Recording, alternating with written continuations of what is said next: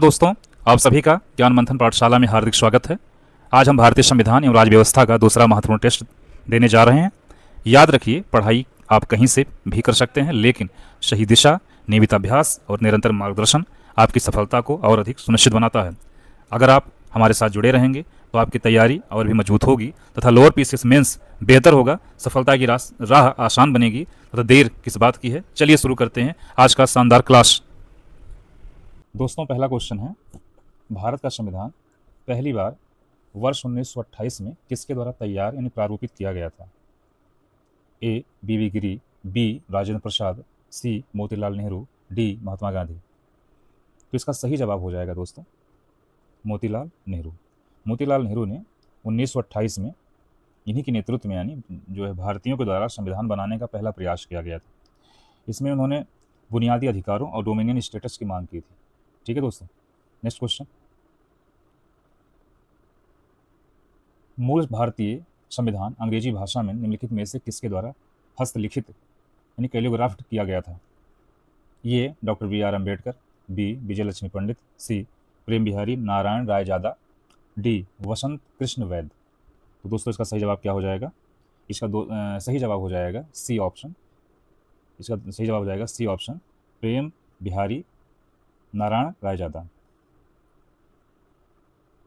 ठीक है दोस्तों, प्रेम बिहारी नारायण रायजादा इन्होंने क्या किया था? मूल जो अंग्रेजी संविधान को अपनी हाथों से बेहतरीन ढंग से किस शैली में? इटालियन शैली में लिखा था। और इसके लिए इन्होंने भारत सरकार के कोई ऐसी पारिश्रमिक नहीं लिया था, कोई मेहनताना नहीं लिया था, बल्कि इन्होंने एक शर्त रखा था कि हर पन्ने पर अपना नाम लिखने की एक शर्त रखी थी। ठीक है दोस्तों, इस तरीके से इस क्वेश्चन को याद रखिएगा। हम आगे बढ़ते हैं। नेक्स्ट क्वेश्चन, मूल संविधान का हिंदी भाषा में सुलेखन यानी राइटिंग निम्नलिखित में से किसके द्वारा किया गया था? ए. प्रेम बिहारी नारायण रायजादा, बी. बसंत कृष्ण वैद्य, सी. नंदलाल बोस, डी. बाल साहेब गंगाधर खेर। तो इस क्वेश्चन का सही जवाब हो जाएगा बी. वसंत कृष्ण वैद्य। वसंत कृष्ण वैद्य के द्वारा हिंदी भाषा में सुलेख किया गया था। मूल संविधान के हिंदी संस्करण को सुंदर अक्षरों में लिखने का कार्य इन्होंने किया था। और इस हिंदी प्रति को सजाने का जो काम किया गया था वो प्रसिद्ध कलाकार थे, जो सी ऑप्शन दिया हुआ है, नंदलाल बोस। नंदलाल बोस ने क्या किया था? नंदलाल बोस ने इसको सजाने का कार्य किया था। सजाने का कार्य नंदलाल बोस ने किया, सजाने का कार्य। आगे बढ़ते हैं। नेक्स्ट क्वेश्चन, भारतीय संविधान के पन्नों को सजाने और सौंदर्यकरण का कार्य किसके द्वारा किया गया था? ए. शांति निकेतन के कलाकारों द्वारा, बी. भारत सरकार के मुद्रण विभाग द्वारा, सी.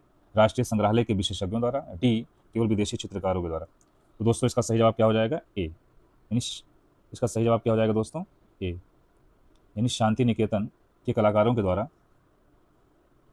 किया गया था।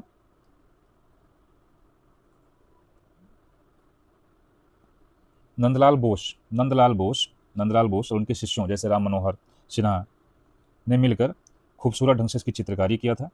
और इन चित्रों में भारत के जो इतिहास और संस्कृति की झलक, इसमें कि रामायण महाभारत आदि को भी दर्शाया गया था। इसलिए इसका सही जवाब हो जाएगा दोस्तों शांति निकेतन के कलाकारों के द्वारा। ओके,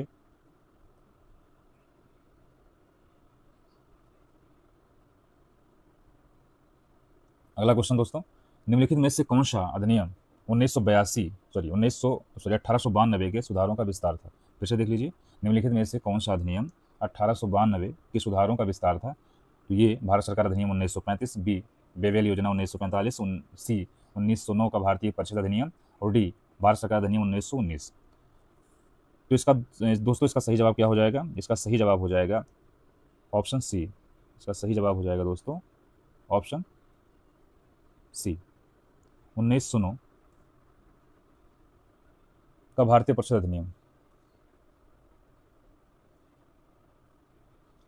यह अधिनियम 1892 के सुधारों का अगला चरण था और जिसने केंद्रीय और प्रांतीय विधान परिषदों के आकार को काफ़ी बढ़ा दिया था।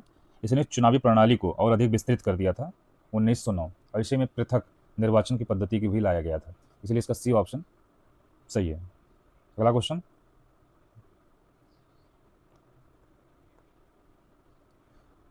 1909 के भारतीय परिषद अधिनियम को अन्य किस लोकप्रिय नाम से भी जाना जाता है? ए.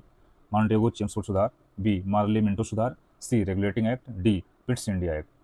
तो इसका सही जवाब हो जाएगा दोस्तों मार्ले मिंटो सुधार, यानी बी ऑप्शन। बी ऑप्शन सही हो जाएगा। नेक्स्ट क्वेश्चन, ब्रिटिश शासन के दौरान किस अधिनियम के तहत पहली बार मुस्लिम समुदाय के लिए पृथक प्रतिनिधित्व यानी सेपरेट इलेक्टोरेट का उपबंध किया गया था? ए 1909 का भारतीय परिषद अधिनियम, बी भारत सरकार अधिनियम 1919, सी भारत सरकार अधिनियम 1935, डी भारतीय स्वतंत्रता अधिनियम 1947। इसका सही जवाब क्या हो जाएगा? इसका सही जवाब हो जाएगा ऑप्शन ए। Option A. इसका सही जवाब क्या हो जाएगा दोस्तों? ए हो जाएगा 1909 का भारतीय परिषद अधिनियम। ठीक है, इसमें कुछ और बातें देख लेते हैं। इस कानून के जरिए पहली बार धर्म के आधार पर पृथक निर्वाचन क्षेत्र बनाकर सांप्रदायिकता को कानूनी रूप दे दिया गया था, और लॉर्ड बेंटो को इसीलिए सांप्रदायिक निर्वाचक के जनक के रूप में माना जाता है। ठीक है दोस्तों, ये बहुत इंपॉर्टेंट क्वेश्चन है, अक्सर एग्जाम्स में ऐसे सवाल पूछे जाते हैं। हम अगले क्वेश्चन की तरफ बढ़ते हैं। अगला क्वेश्चन है, अवशिष्ट शक्तियों यानी रेजिडुअरी पावर्स के विचारों के लिए भारतीय संविधान ने किस देश के संविधान से संदर्भ लिया? ए आयरलैंड, बी संयुक्त राज्य America, C United kingdom, D Canada. तो इसका सही जवाब हो जाएगा दोस्तों कनाडा। क्या हो जाएगा? कनाडा। कनाडा से अवशिष्ट शक्तियों का विचार जो भारतीय संविधान में लिया गया। भारतीय संविधान में अवशिष्ट शक्तियाँ मतलब ये वह विषय हैं जो राज्य सूची, समवर्ती सूची और केंद्र सूची में नहीं आते हैं, और इसको क्या किया गया था? केंद्र सरकार को सौंप दिया गया था। यह व्यवस्था भारत के संघीय ढांचे को मजबूत केंद्र के एक साथ के रूप में, ठीक है, भारत के संघीय ढांचे को मजबूत केंद्र के साथ एक अनूठा रूप से दर्शाता है। ठीक है दोस्तों, हम अगले क्वेश्चन की तरफ बढ़ते हैं। यहाँ जितने भी क्वेश्चन लेके आए गए हैं, मैं आपको बता देना चाहता हूँ कि PYQ के अलावा बहुत सारे ऐसे इंपॉर्टेंट क्वेश्चंस हैं जो आपको निश्चित तौर पर एग्जाम्स में देखने को मिल जाएंगे। अगले क्वेश्चन तरफ बढ़ते हैं। भारतीय संविधान में शामिल विशेषताओं का उनके देशों के साथ सही मिलान चुनिए। मौलिक अधिकार संयुक्त राज्य अमेरिका, राज्य के नीति निदेशक तत्व आयरलैंड, संसदीय शासन प्रणाली ब्रिटेन। बताइए इसका सही विकल्प क्या हो सकता है? इसका सही विकल्प यानी तीनों ऑप्शन सही है, तीनों ऑप्शन सही है तो हम क्या लगा सकते हैं? सी ऑप्शन लगा सकते हैं। 1 2 3 तीनों सही है। हम आगे बढ़ते हैं। नेक्स्ट क्वेश्चन, वर्ष 1946 में कैबिनेट मिशन योजना के तहत गठित अंतरिम सरकार का नेतृत्व किसने किया था? A doctor Rajendra Prasad, B Jawaharlal Nehru, सी सरदार वल्लभ भाई पटेल, डी चक्रवर्ती राज गोपालाचारी। इस क्वेश्चन का सही जवाब क्या हो जाएगा दोस्तों? बी। बी ऑप्शन सही हो जाएगा। बी ऑप्शन सही हो जाएगा। जवाहरलाल नेहरू। जवाहरलाल नेहरू के नेतृत्व में अंतरिम सरकार का गठन किया गया था 2 सितंबर 1946। याद रखिएगा डेट, 2 सितंबर 1946। ठीक है, को गठित अंतरिम सरकार की कार्यकारी परिषद के उपाध्यक्ष नेहरू जी को बनाया गया था, जो व्यावहारिक रूप से इसके नेता थे। आप लोग कमेंट बॉक्स में जरूर जाके बताइएगा कि वायसराय इस परिषद के अध्यक्ष के पद पे किसको नियुक्त किया गया था। कैबिनेट मिशन योजना के तहत गठित अंतरिम सरकार का नेतृत्व तो जवाहरलाल नेहरू ने किया था, लेकिन इनको उपाध्यक्ष बनाया गया था। अध्यक्ष कोई और था, वो कौन था? इसको जरूर कमेंट बॉक्स में आप लोग उसका उत्तर जरूर दीजिएगा। हम बढ़ते हैं अगले क्वेश्चन की तरफ। 1946 की अंतरिम सरकार में जवाहरलाल नेहरू के पास प्रधानमंत्री के पद के साथ साथ कौन से विभाग थे? मतलब प्रधानमंत्री पद के साथ साथ उनके पास और कौन से विभाग थे? हम ऑप्शन देख लेते हैं। ये गृह सूचना एवं प्रसारण विभाग, बी खाद्य एवं कृषि विभाग, सी राष्ट्रमंडल संबंध एवं विदेशी मामले, और डी शिक्षा विभाग। तो इसका सही ऑप्शन हो जाएगा, सही ऑप्शन क्या हो जाएगा दोस्तों? सी, यानी राष्ट्रमंडल संबंध एवं विदेशी मामले भी इनके पास में थे। आगे बढ़ते हैं। नेक्स्ट क्वेश्चन, वर्ष 1946 के अंतरिम सरकार के संदर्भ में मंत्रियों और उनके विभागों का कौन सा युग्म सुमेलित है?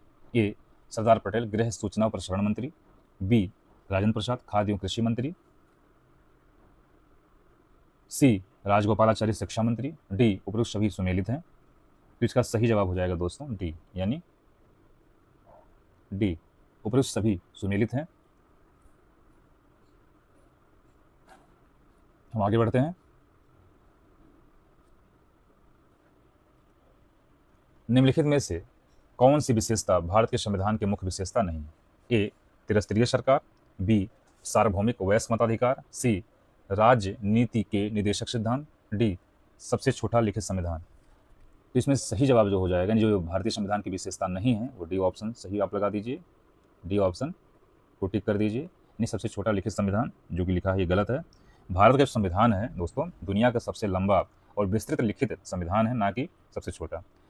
और विस्तृत लिखित संविधान कैसे हुआ? इसमें केंद्र, राज्य और प्रशासनिक व्यवस्थाओं का बहुत ही गहराई से वर्णन किया गया है। ठीक है दोस्तों, हम आगे बढ़ते हैं।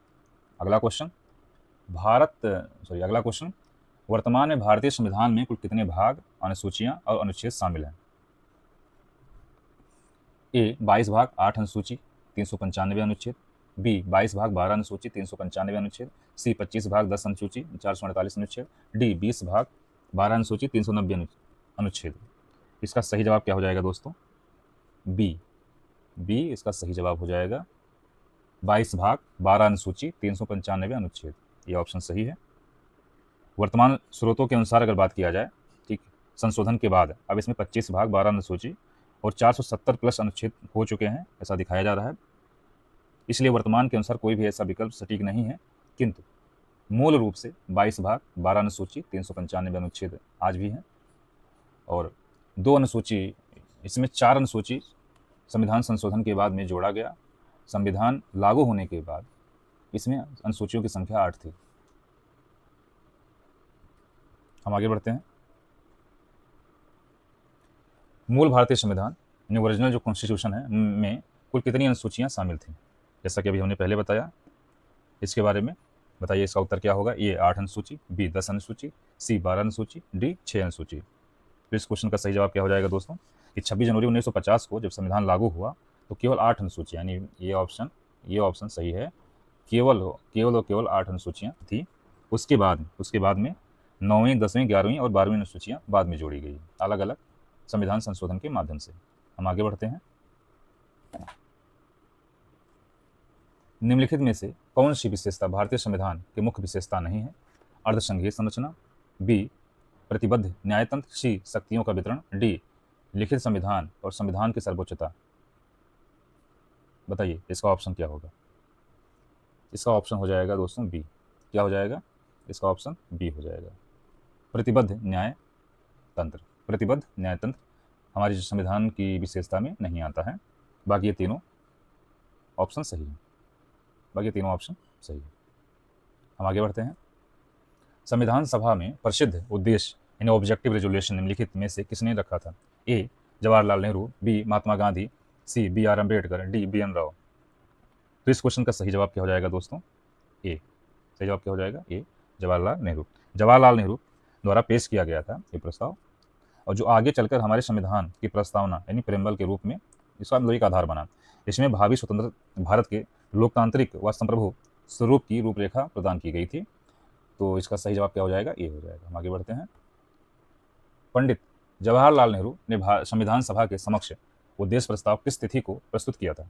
बहुत अच्छा क्वेश्चन है, और ऐसे डेट वाले क्वेश्चन पूछ लिए जाते हैं, तो इसको ध्यान रखिएगा।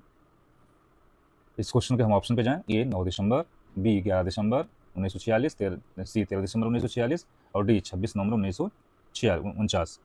तो इस क्वेश्चन का सही जवाब क्या हो जाएगा दोस्तों? 13 दिसंबर 1946।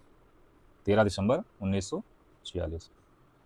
9 दिसंबर और 11 दिसंबर में क्या था? 9 दिसंबर को संविधान सभा का गठन हुआ था, जिसके अध्यक्ष हरेंद्र प्रसाद सिन्हा जी को बनाया गया था, और 11 दिसंबर को 1946 को डॉक्टर राजेंद्र प्रसाद को संविधान सभा का स्थायी अध्यक्ष नियुक्त किया गया था, और 13 दिसंबर 1946 को पंडित जवाहरलाल नेहरू ने संविधान सभा के समक्ष उद्देश्य प्रस्ताव की तिथि, इसी तिथि को प्रस्तुत किया था।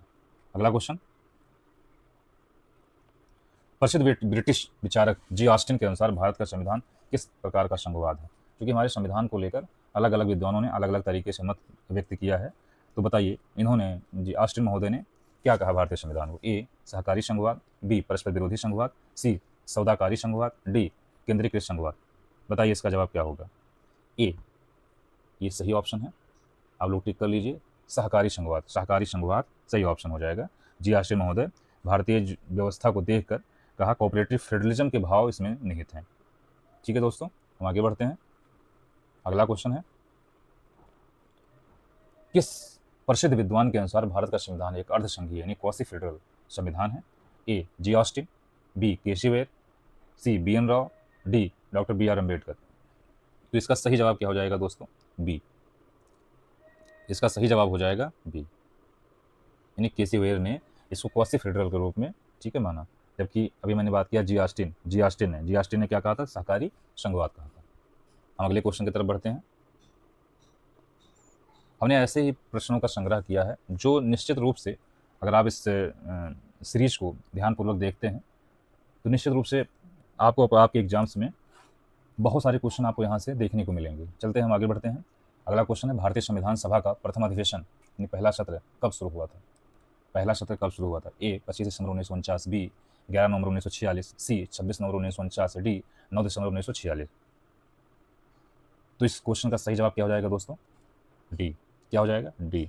9 दिसंबर 1946 को नई दिल्ली के सेंट्रल हॉल, जो अब संसद भवन बन गया है, में सुबह 11 बजे से स्टार्ट हुआ था।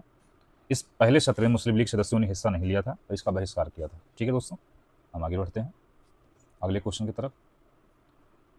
संविधान सभा के सबसे वयोवृद्ध सदस्य होने के कारण किसे सभा का अस्थायी अध्यक्ष बनाया गया था? A doctor Rajendra Prasad, B doctor Sachchidananda Sinha, C B N Rao, D Jawaharlal Nehru. तो इसका सही जवाब हो जाएगा, अस्थायी अध्यक्ष की बात किया जाएगा तो बी ऑप्शन सही है दोस्तों, बी ऑप्शन सही है। डॉक्टर सच्चिदानंद सिन्हा को बनाया गया और स्थायी अध्यक्ष आगे चल के स्थायी अध्यक्ष के रूप में किसको बनाया गया? डॉक्टर राजेंद्र प्रसाद को बनाया गया। ठीक है दोस्तों, नेक्स्ट क्वेश्चन, संविधान सभा ने किस तिथि को डॉक्टर राजेंद्र प्रसाद को निर्विरोध संविधान सभा का स्थायी अध्यक्ष चुना? ए 9 दिसंबर 1946, बी 11 दिसंबर 1946, सी 13 दिसंबर 1946, डी 24 जनवरी 1950। इस क्वेश्चन का सही जवाब क्या हो जाएगा दोस्तों? इसका सही जवाब हो जाएगा बी, यानी 11 दिसंबर 1946 को निर्विरोध इनको चुना गया स्थायी अध्यक्ष के रूप तौर पे। आगे बढ़ते हैं हम।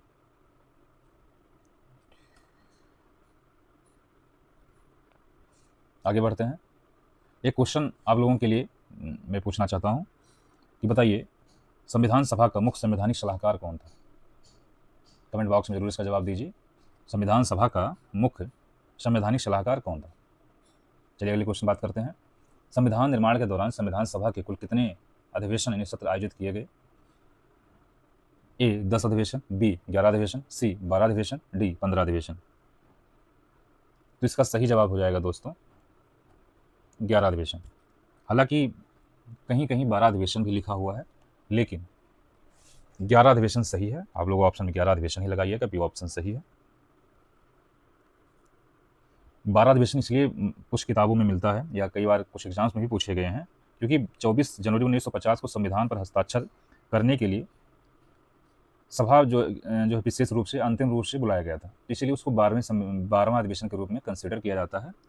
तो इस तरीके से इस क्वेश्चन का जवाब आप लोग विकल्प को देख कर ही देंगे। हम आगे बढ़ते हैं, नेक्स्ट क्वेश्चन,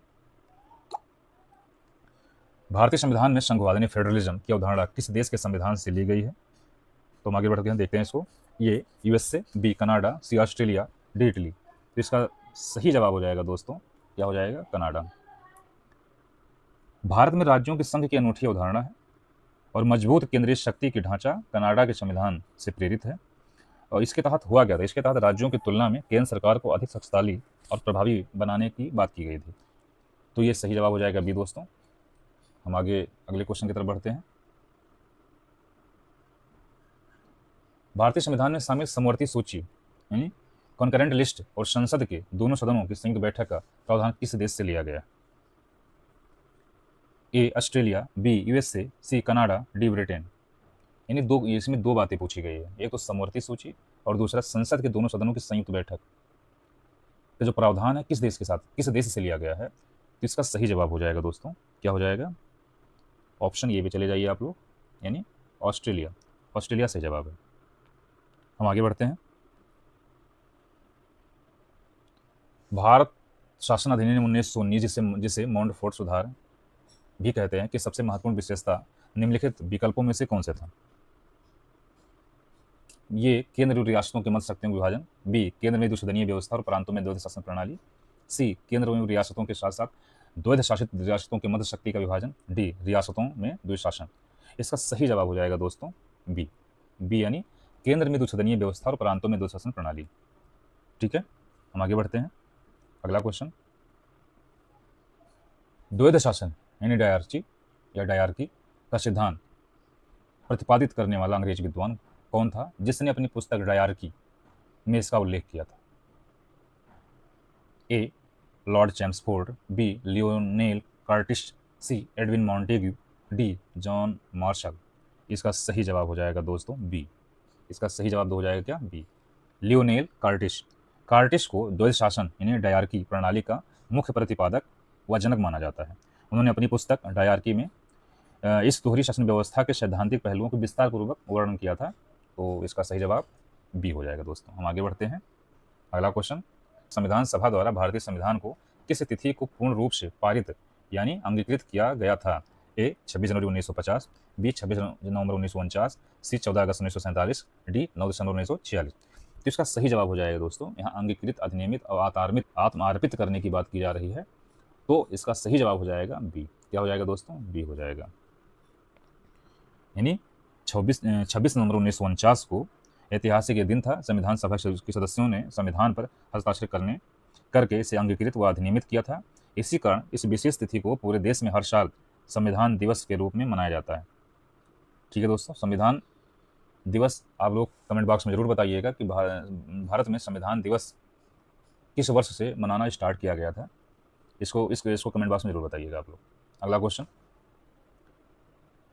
सितंबर 1946 में गठित भारत की अंतरिम सरकार में कार्यकारी परिषद यानी एग्जीक्यूटिव काउंसिल के उपाध्यक्ष कौन थे? ए, sir cloud औचिनलेक। B, CH. Bhabha. सी राजगोपालाचारी। डी, जवाहरलाल नेहरू। तो इसका सही जवाब हो जाएगा दोस्तों डी, जवाहरलाल नेहरू। सही जवाब क्या हो जाएगा दोस्तों? जवाहरलाल नेहरू। और वायसराय जो थे यानी उस समय लॉर्ड बेवेल इसके केवल औपचारिक अध्यक्ष के रूप में आसीन थे। ठीक है दोस्तों, आगे बढ़ते हैं। अगला क्वेश्चन है, स्वतंत्र भारत के प्रथम गृह मंत्री इनमें से कौन थे? ए, बाबू जगजीवन राम। बी, मोरारजी देसाई। सी, सरदार वल्लभ भाई पटेल। डी, गोविंद वल्लभ पंत। इस क्वेश्चन का सही जवाब हो जाएगा दोस्तों सी यानी सरदार वल्लभ भाई पटेल। आज़ादी के बाद वे देश के पहले गृह मंत्री के साथ साथ में उप प्रधानमंत्री भी बनाए गए थे और इन्होंने इनकी दृढ़ इच्छा शक्ति के द्वारा ही 562 रियासतों को भारत में सफलतापूर्वक विलय किया गया था। इसीलिए इनको लौह पुरुष के रूप में जाना जाता है।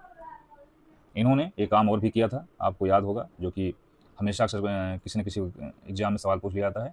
स्टील फ्रेम ऑफ इंडिया यानी जो नौकरशाही की अवधारणा है उसकी नींव मजबूती के साथ में रखी तो सरदार वल्लभ भाई पटेल। आज़ादी के बाद की बात हो रही है। हम आगे बढ़ते हैं। स्वतंत्र भारत के पहले श्रम मंत्री निम्नलिखित में से कौन थे? ए, बाबू जगजीवन राम। बाबू जगजीवन राम। बी, सरदार पटेल। सी, गोविंद वल्लभ पंत। डी, मोरारजी देसाई। इस क्वेश्चन का सही जवाब हो जाएगा दोस्तों, क्या हो जाएगा? ये हो जाएगा बाबू जगजीवन राम। जगजीवन राम सही सही आंसर हो जाएगा।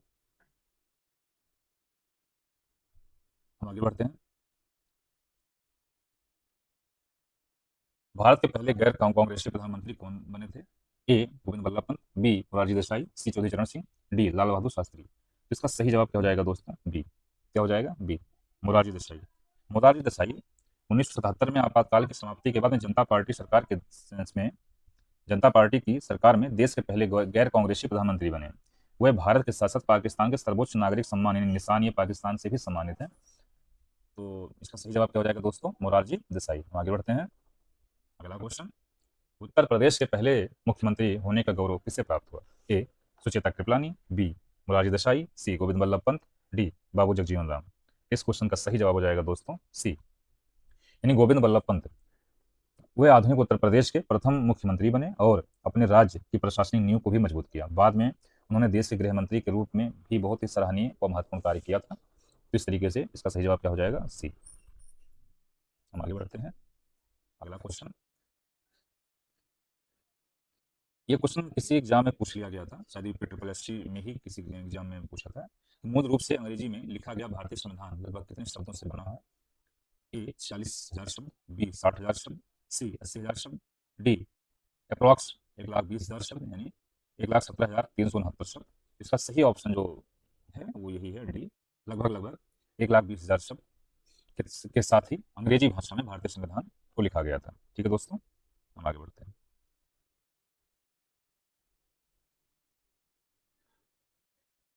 भारत का संविधान पूरी तरह से तैयार होने या लिखे जाने में कितना समय लगा था?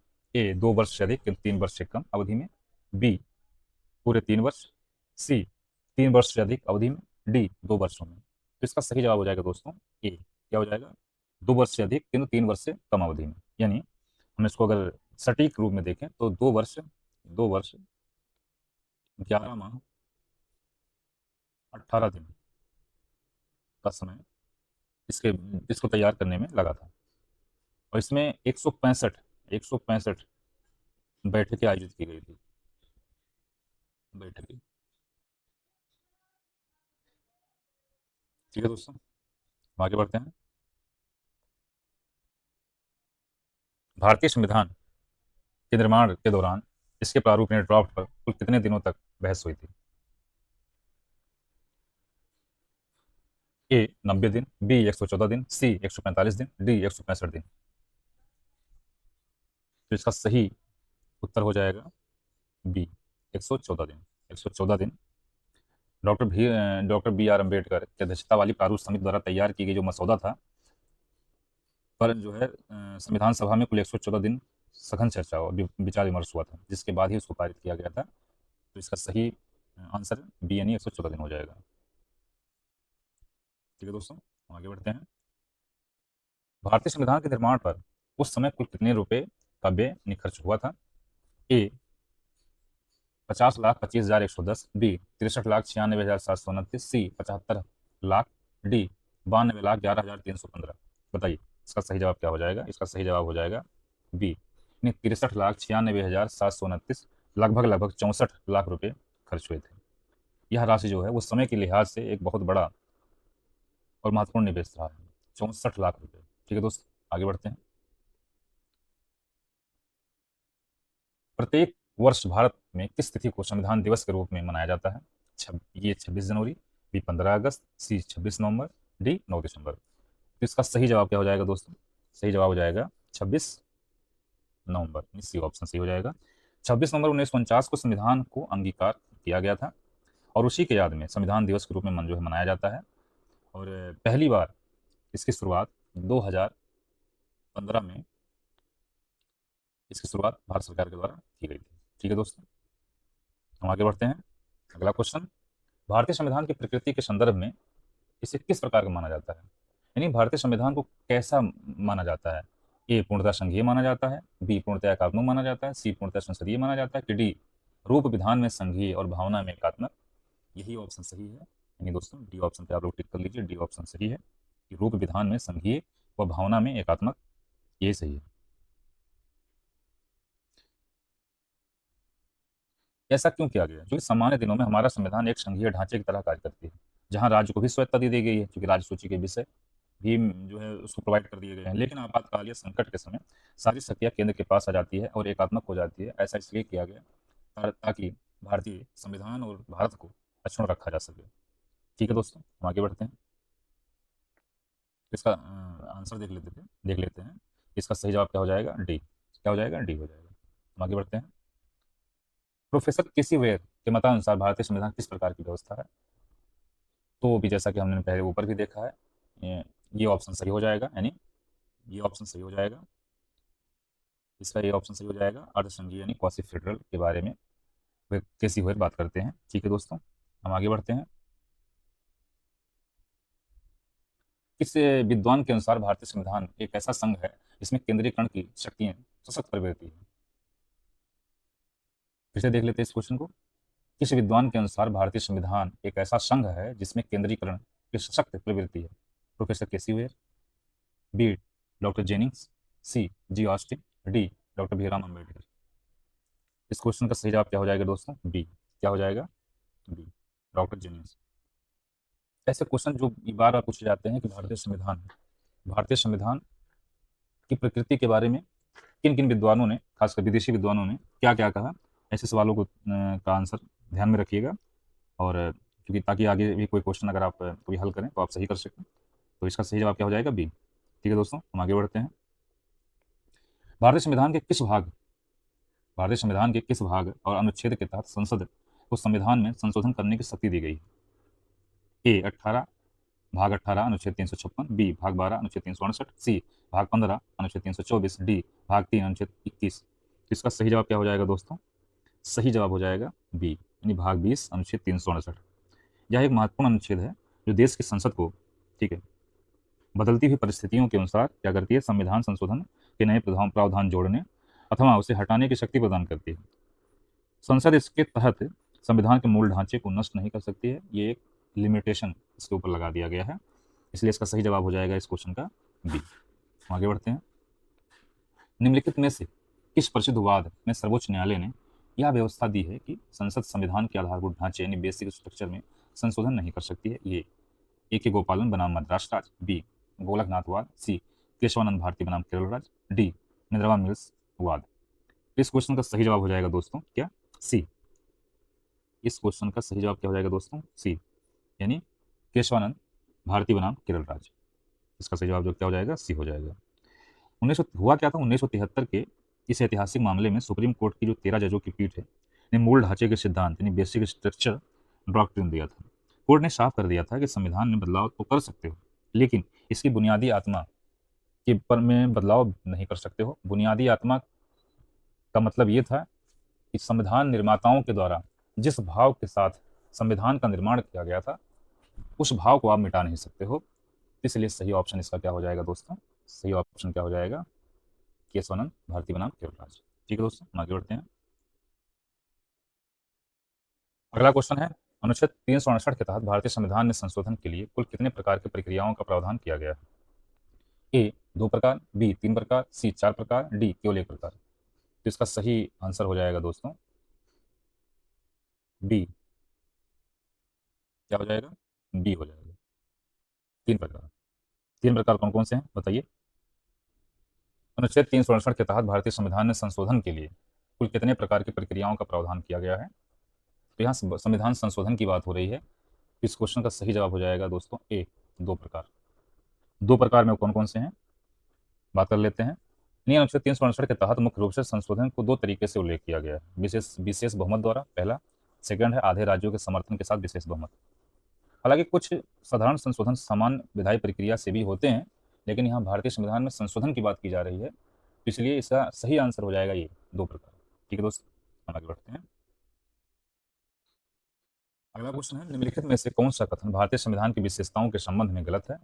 ए यह अनुमेय है लेकिन अनम्य है, यह एकल है लेकिन संघीय भी है, सी इसे राज्यपाल मनमाने ढंग से संशोधित कर सकते हैं, डी इसमें संशोधन की शक्ति संसद के पास में। इसका सही जवाब हो जाएगा दोस्तों सी, यानी राज्यपाल अथवा राज्य विधानसभा या विधान परिषद विधान यानी विधानमंडल, ठीक, कोई अधिकार नहीं दिया गया है कि भारतीय संविधान में वो संशोधन कर सके। ठीक है दोस्तों, हम आगे बढ़ते हैं।